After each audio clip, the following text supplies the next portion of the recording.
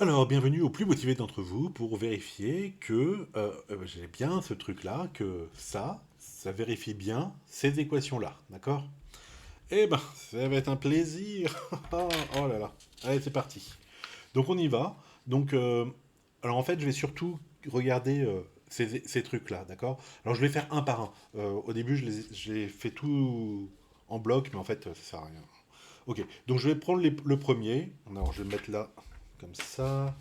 Ah bah tiens, il était peut-être là mon truc que je cherchais tout à l'heure. C'était en dessous. Voilà, vous voyez à peu près le truc. Allons-y. Lambda 1, indicatrice N1 strictement positif, pi de N1 moins 1, N2, N3. What is ce truc?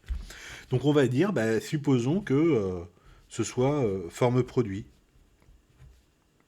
Donc ça ferait pi 1 de N1 moins 1, pi 2 de N2, pi 3 de N3. Ok. Alors là, j'ai un pi 1 de N1. Mais qu'est-ce qu'on sait sur les... Hop, sur les... euh, sur les trucs. Attendez, je vais vous expliquer ça. Donc qu'est-ce qu'on sait? On sait que pi 1 de N de K, d'accord? C'est quoi? C'est 1 moins rho 1 puissance K. D'accord? C'est-à-dire que pi 1 de K, c'est égal à rho 1 fois pi 1 de K moins 1, en supposant que K est strictement positif, ok? Dans ce cas-là. Voilà. Le rho 1, c'est lambda sur mu, donc lambda 1 sur mu 1, pi 1 de K moins 1. Ok? Donc je fais passer de l'autre côté et je sais que rho 1 pi 1 de K est égal à lambda 1 pi 1 de K moins 1. Vous êtes d'accord? Oula, vous êtes d'accord avec ça? Ok, j'ai juste fait passer le mu1 de ce côté-là, et donc ça me donne mu1 pi 1 de k est égal à lambda 1 pi 1 de k moins 1, d'accord? Donc ça, cette formule-là, c'est la formule de la distribution stationnaire qu'on avait vue pour une file d'attente, hein, attention, une file d'attente, c'était pour ça que je vous ai fait le rappel. Ok. Et j'ai juste cette formule-là. Donc ça dit dire quoi? C'est-à-dire que je peux passer lambda 1 pi 1 k moins 1, je peux passer à mu pi k. Et bien ce que j'ai ici, regardez, j'ai du lambda 1 pi 1 de k moins 1, d'accord? Donc ça, je peux le remplacer par, donc n1 strictement positif, je peux le remplacer par mu 1 pi 1 de, donc l'indice du dessus, n1, pi 2 n2, pi 3 n3, d'accord? Et là, j'ai terminé. Pourquoi? Parce que ma stratégie, hein, je vous la réexplique. Donc, je veux vérifier que, hop, je veux vérifier que la forme produit, ça marche bien ici, d'accord? Donc, en fait, je vais prendre tous ces termes-là qui ne sont pas en pi de n1, n2, n3, d'accord? Et je vais essayer de les transformer pour les mettre exactement sur cette forme-là, d'accord? Et puis de vérifier que mon coefficient horrible que je vais avoir devant, eh ben, ça soit ce coefficient qui est pas très sympathique, mais bon, c'est lui, quoi. D'accord? Et donc ça, si c'est mon forme produit, c'est bien donc n1 positif, mu1, et ça c'est bien mon pi de n1, n2, n3. Ok? Voilà. Alors vous voyez que le coefficient mu1 indicatrice n1 positif, c'est celui-là en fait. D'accord? Voilà, en fait l'idée ça va être de faire ça, de s'amuser à faire ça pour tous. C'est parti. Vous savez que quand il faut répéter le truc, c'est mon truc ça. Allez, c'est parti. Le deuxième, lambda 2, indicatrice N2 strictement positif de pi de N1, N2 moins 1, N3 égale. Ok, donc lui je change pas. Ah si. Parce que j'ai... Ah si, non, je change pas. N2 strictement positif. Et puis là je le casse puisque je dis que c'est un truc produit. Donc ça me ferait pi 1 de N1, pi 2 de N2 moins 1, pi 3 de N3. Ok, à ce niveau-là, c'est là où je bosse et je dis que ça et ça, d'accord? Rappelez-vous mon truc de tout à l'heure. Alors c'est vrai avec pi 1, avec pi 2, avec n'importe, hein, d'accord? Le lambda fois pi en k-1, ça me fait le mu pi en k, d'accord? Donc là, je peux gagner un indice ici. Donc le lambda deviendrait un mu 2, indicatrice n2 strictement positif, donc de pi 1 de n1, pi 2 de n2, c'est sur lui que j'ai travaillé, pi 3 de n3. Et donc ça me fait mu2, indicatrice n2 positif, pi de n1, n2, n3. Ok? Et ce coefficient-là, c'est... C'est lui. Ok?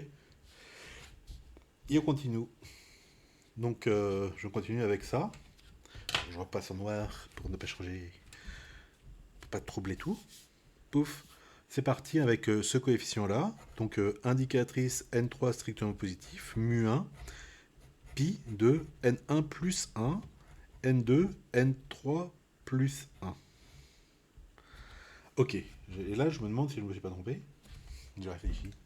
Oui, je me suis trompé c'est pas plus 1, c'est moins 1 ici, d'accord? Puisque c'est quand N1 plus 1, quand lui il a terminé, il va ici, d'accord? Alors est-ce que je m'étais trompé dans le truc d'avant? C'était là. Non, ça doit être lui, d'accord? C'était moins 1, d'accord? Bon, bref, je me suis juste trompé dans. Quand c'est recopié, c'est pas grave. Quand c'est recopié, c'est pas grave. Allez, c'est parti. Donc, qu'est-ce que je fais? Bah, déjà, je fais mon truc produit, là, donc je laisse le coefficient tranquille, mu1, et puis là, je fais donc la forme produit.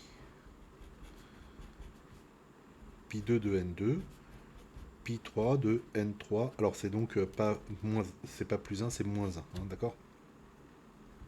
Ok. Alors, qu'est-ce que je peux faire ici? Ok. Donc, par exemple, je vois, d'accord, j'ai un, j'ai un mu 1 pi n plus 1, pardon, d'accord. Donc ah non, vous le voyez pas lui. Donc si je reprends ma formule générique, le mu pi 1, je peux en abaissant l'indice ici, je peux le transformer en lambda pi 1. Bon, je pense que c'est une bonne idée. Donc j'y vais, indicatrice n3 positif, et donc lui, hein, c'est sur lui que je travaille, il devient lambda 1 pi 1 de n 1. Donc je l'ai descendu d'un cran, pi 2 de n2, pi 3 de n3 moins 1. Et pour l'instant, bah, je suis coincé, je laisse ça comme ça. Ok. Donc ça, c'était mon truc ici. Je vais faire le truc ici. J'ai indicatrice N3, mu1, non, n'importe quoi. Mu2. Donc oui, indicatrice N3 positif, mu2. Je recopie ce terme-là. Hein. Pi de N1, N2 plus 1, N3.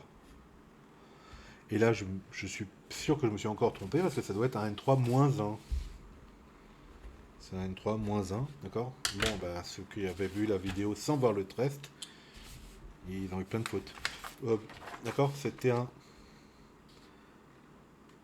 Ah ouais, là je me suis trompé, d'accord, c'est un moins 1 ici, ok? Puisque celui qui a terminé le service ici, donc il fallait qu'il y en ait un de moins pour obtenir ça, d'accord? Donc là c'était un N3 moins 1.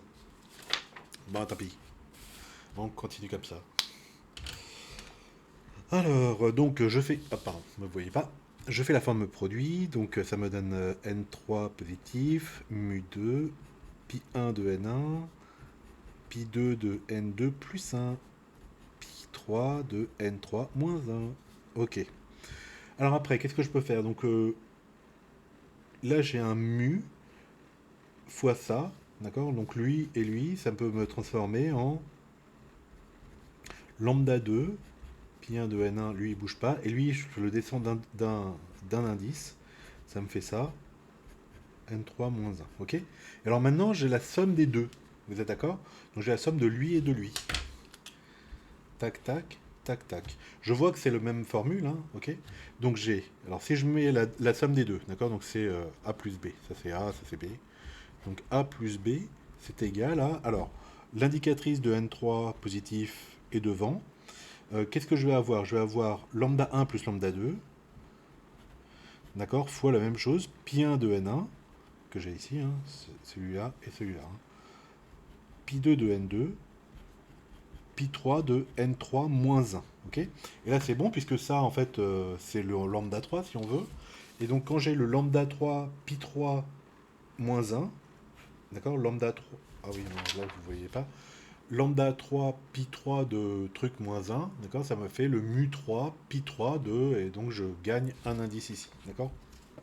Donc là, ça me fait quoi? Ça me fait indicatrice N3 positif, mu 3, hein, c'est lui, pi 1 de N1, pi 2 de N2, et donc je gagne un indice ici, pi 3 de N3. C'était un 2 ici. Ok, donc ça me fait bien mon N3 positif, mu 3, et là c'est mon pi de N1, N2, N3. Ok, et ça, c'est ce que je retrouve. Hop, dois retrouver aussi ça, hein. Voilà, et donc ça, ce truc que je viens de trouver ici, c'est exactement le terme qui est ici. D'accord? Voilà. Et donc il me reste les deux termes en lambda 1 et lambda 2 que je vais trouver eh ben, avec ça. D'accord? Je vous laisse le faire, mais vous voyez que ça va être facile, je vais dire. Ah oui, tellement facile, hein. Non, mais bon, on casse les trucs. Le mu fois pi3 n3 plus 1, pouf. Le mu fois pi3 de n3 plus 1, ça va me donner un lambda 3, pi3 de n3. D'accord? Lambda 3, pi3 de n3. Ok? Et le lambda 3, on sait que c'est lambda 1 plus lambda 2. Pi3 de n3, d'accord? Et puis en remettant le truc, je trouve mon lambda 1 plus lambda 2 qui me manquait ici. Ok? Voilà, et donc quoi? Donc cette équation, encore une fois, cette équation-là, je ne suis pas sûr de trouver toutes les solutions, mais avec l'idée de la forme produit, donc de séparer en fait, comme dans les équations différentielles, de temps en temps on fait ça, on sépare les variables, hein, variables séparables. Donc ça me permet de me dire, ben voilà, je peux peut-être trouver une solution, oui, ça vérifie bien cette équation-là, d'accord? Et donc ça me permet d'obtenir une distribution stationnaire pour ce réseau-là, qui est basé vraiment sur les distributions stationnaires séparées des trois modèles, des trois files d'attente complètement séparées, d'accord, les unes des autres, ok? Voilà, et donc c'est ça l'idée de la forme produit. Donc, qu'est-ce qu'elle est dans la généralité du cours? Qu'est-ce qu'il y a? Ben, on va faire des réseaux avec des files d'attente. Alors là, on va se limiter à M1, d'accord? Et on va se demander, selon la forme du réseau, est-ce que cette forme produit-là va marcher, d'accord? Et donc pour certains réseaux, ça va marcher. Et c'est donc les réseaux de Jackson, etc. Vous avez vu sur le truc. Et puis pour d'autres réseaux, bah non, ça marche pas. Et donc, bah, on va pas le. Enfin, ça porte pas de nom parce que ça marche pas, hein, voilà. Donc voilà pour ce truc-là. Alors, ce qui est dommage, c'est que j'avais fait quelques fautes avant, d'accord, et que bah, je les ai corrigées là, puisque j'ai vérifié que machin. Voilà, voilà pour cette vérification.